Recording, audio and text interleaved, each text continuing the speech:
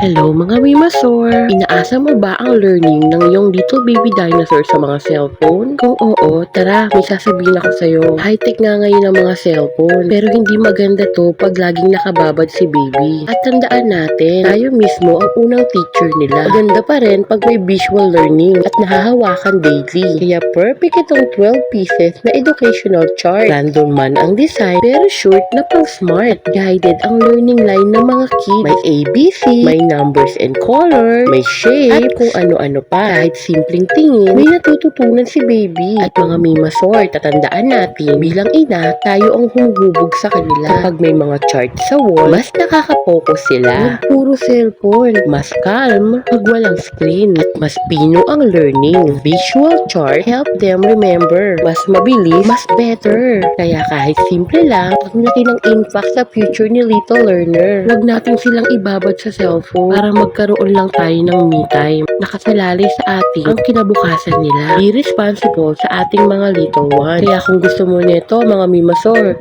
just check below. Thank you for watching!